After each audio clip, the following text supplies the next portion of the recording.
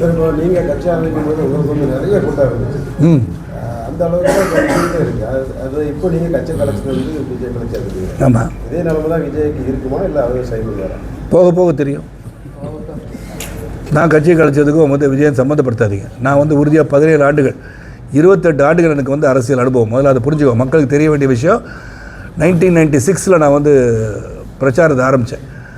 அன்றிருந்து ஆட்சியாளர்கள் எதிர்த்து பிரச்சாரம் செஞ்சேன். அதுக்கப்புறம் வந்து கட்சியை துவக்கியிருக்கேன்.